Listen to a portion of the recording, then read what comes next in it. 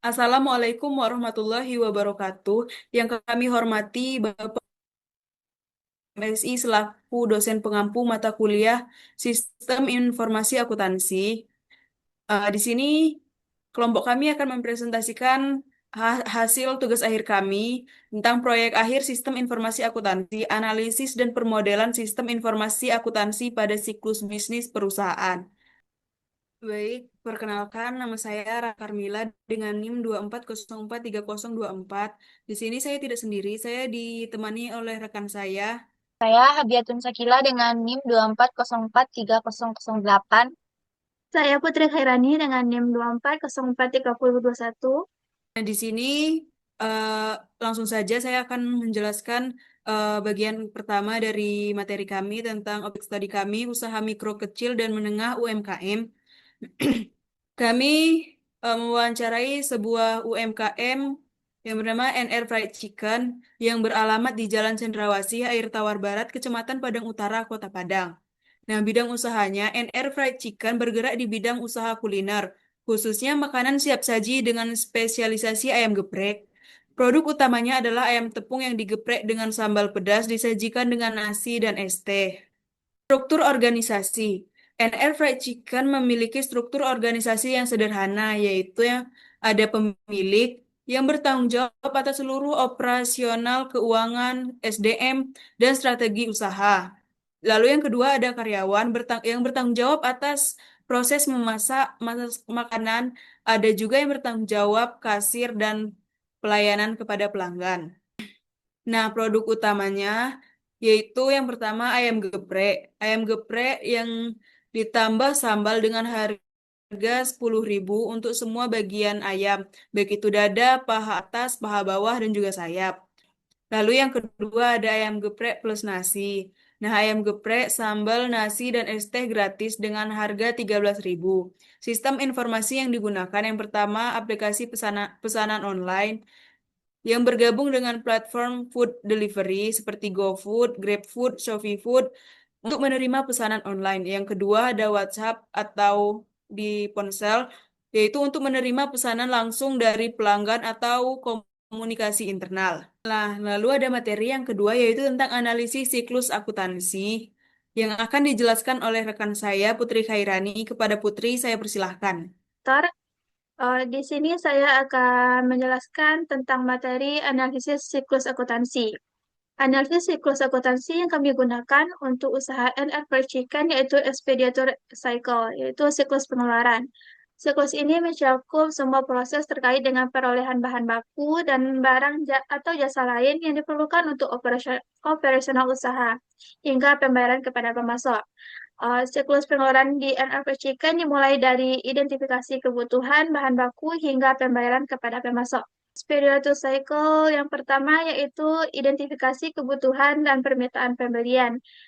Aktor atau proses yang terlibat yaitu juru masak, karyawan, dan pemilik. Aliran dokumen dan transaksi itu yaitu permintaan pembelian bisa berupa lisan atau catatan di buku.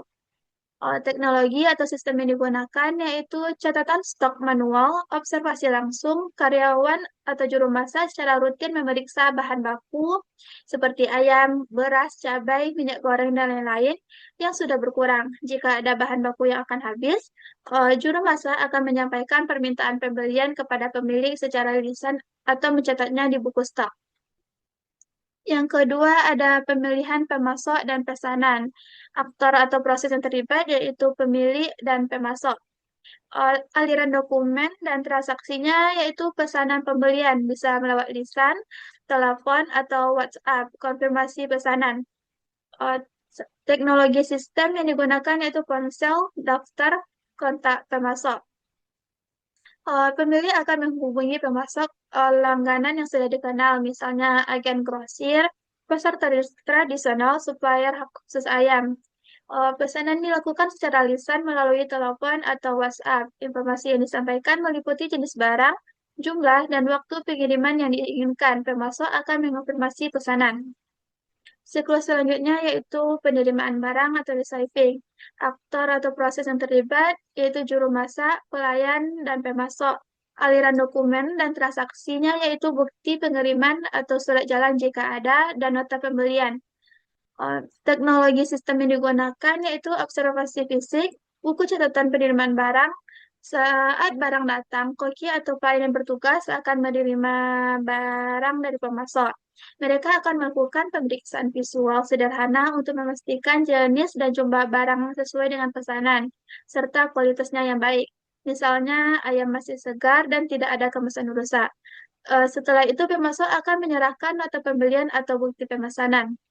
Siklus yang keempat ada pencatatan utang usaha, aktor dan proses yang terlibat yaitu pemilik dan juga karyawan terutama kasir.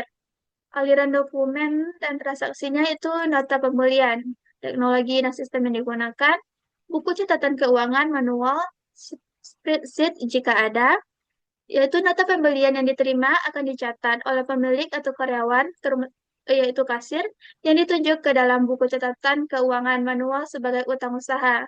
Jika pembayaran belum dilakukan tunai saat itu, detail seperti tanggal, nama pemasok, jenis barang, jumlah, dan total harga akan dicatat. Siklus yang kelima ada pencatatan persediaan, aktor atau proses yang terlibat yaitu karyawan, terutama juru masak dan pemilik. Aliran dokumen dan transaksinya yaitu catatan stok bahan baku. Teknologi dan sistem yang digunakan yaitu buku catatan, stok manual, dan observasi fisik. Yaitu bahan baku yang diterima akan dimasukkan ke dalam area penyimpanan dan dicatat jika menggunakan sistem pencatatan stok atau hanya diamati penambahannya. Juru masak akan mengatur agar bahan baku yang datang lebih awal digunakan terlebih dahulu atau dengan istilah first in, first out, yaitu FIFO. Siklus yang terakhir ada pembayaran kepada pemasok yaitu atau cash disbursement. Aktor proses yang terlibat yaitu pemilik, pemasok, bank jika ditransfer. Aliran dokumen dan transaksinya berupa bukti pembayaran, struk transfer atau catatan keluar. Teknologi atau sistem yang digunakan berupa catatan kas keluar dan mobile banking. Pada tanggal jatuh tempo atau saat dana tersedia, pemilik akan melakukan pembayaran kepada pemasok. Pembayaran umumnya dilakukan secara tunai atau melalui transfer bank. Setelah pembayaran, nota pembelian akan diberi tanda lunas dan catatan utang usaha akan dihapus. Bukti pembayaran, struk transfer atau catatan pengeluaran kas akan disimpan. Jadi itulah 6 siklus akuntansi expeditor cycle untuk usaha NRP Chicken. Saya kembalikan kepada moderator. Baik, selanjutnya yaitu materi tentang permodelan kelebihan dan kelemahan yang mana materi tersebut akan disampaikan oleh rekan saya Habiatun Sakila. Kepada Habiatun Sakila saya persilahkan. Terima kasih moderator. Baik, di sini saya akan menjelaskan pemodelan sistem flowchart ekspeditur cycle UMKM NR Fried Chicken. Di mana kita bisa melihat di sana ada gambar dan kita akan memulainya pertama-tama mulai karyawan atau juru masak mengecek stok bahan baku. Dan setelah itu buat permintaan pembelian. eh, Setelah itu apabila stok mendekati batas minimum, jika tidak, pemilik menerima permintaan pembelian dan pemasok mengirim barang. Setelah itu karyawan menerima dan periksa barang. Se- dan setelah itu serahkan nota pembelian ke pemilik. Apabila selesai, klaim atau tidak barang ke pemasok. Namun, apabila stok mendekati batas minimum, apabila iya, buat permintaan pembelian, setelah itu catat penerimaan barang di buku stok atau catatan. Apabila pembayaran langsung, maka pemilik mencatat utang usaha di buku kas keuangan. Setelah itu pada jatuh tempo pembayaran eh, dan pemilik melakukan pembayaran tunai atau transfer. Apabila pemilik telah terima bukti bayar atau nota lunas, maka hapus catatan utang usaha dan selesai. Di sini penjelasan flowchart-nya, di mana flowchart ini menggambarkan alur kerja utama dalam siklus pengeluaran UMKM NFP Chicken, mulai dari identifikasi kebutuhan bahan baku hingga pembayaran kepada pemasok. Model ini menyoroti interaksi antara pihak dan dokumen, baik manual maupun sederhana yang terlibat. Keterangan simbol komponen yang digunakan yaitu apabila elips atau star atau N, ling- lingkaran lonjong menunjukkan titik awal dan akhir dari proses. Dan keputusan atau belah ketupat menunjukkan titik di mana ada pilihan atau keputusan yang harus diambil. Yang dihasilkan misalnya nota pembelian, catatan stok. Dan arah aliran panah menunjukkan urutan langkah-langkah dalam proses. Kelebihan dan kelemahan eh, siklus pengeluaran pada UMKM and Advent Chicken. Di mana di sini ada kelebihannya yaitu efisiensi proses atau skala kecil. Di sini fleksibilitas yaitu proses yang sederhana dan manual memungkinkan pemilik atau manajer untuk mengambil keputusan cepat terkait pembelian dan biayanya rendah. Di sini tidak memerlukan investasi besar pada sistem informasi atau infrastruktur kompleks. Dan hubungan personal, di mana hubungan langsung dengan pemasok memungkinkan negosiasi harga yang lebih fleksibel dan penyelesaian masalah yang cepat. Yang kedua yaitu keandalan sistem informasi sederhana. Di keandalan ini ada kontrol langsung, di mana pemilik memiliki kontrol langsung atas semua transaksi pengeluaran dan mengurangi risiko kesalahan jika dia sangat teliti. Dan visabilitas langsung. Kondisi stok dapat langsung dilihat secara fisik dan mengurangi kebutuhan akan sistem inventory yang canggih. Yang ketiga yaitu kesesuaian dengan prinsip pengendalian internal atau dasar.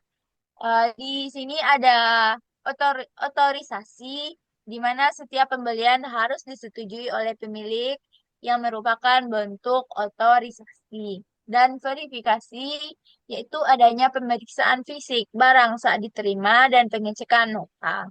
Dan catatan sederhana, di mana pencatatan manual meskipun sederhana tetap menjadi dasar akuntabilitas. Dan eh, ada juga kelemahannya di mana ada risiko kesalahan atau fraud. Di sini ada ketergantungan manusia, yaitu proses yang sangat manual, rentan terhadap kesalahan manusia, atau salah catat, lupa, atau salah hitung. Dan kurangnya pemisahan tugas. Pada UMKM seringkali satu orang atau pemilik menangani permintaan pemesan atau penerimaan hingga pembayaran. Hal ini meningkatkan risiko kolusi atau penyelewangan dana tanpa deteksi dini dan risiko kehilangan catatan. Buku catatan manual bisa hilang, rusak, atau sulit dibaca dan menyulitkan pelacakan transaksi dan potensi harga tidak optimal, di mana pemilihan pemasok yang terbatas pada langganan tanpa perbandingan harga yang menyeluruh dapat menyebabkan pembelian dengan harga yang tidak paling efisien. Dan fraud, penerimaan barang. Jika pemeriksaan barang tidak teliti, ada risiko barang yang diterima kurang dari yang dipesan atau kualitasnya buruk namun tetap dibayar penuh. Dan yang kedua yaitu efisiensi proses atau pertumbuhan. Tidak scalable atau seiringan pertumbuhan bisnis, penambahan cabang dan volume penjualan, proses manual akan menjadi sangat tidak efisien, memakan banyak waktu dan rentan bottleneck.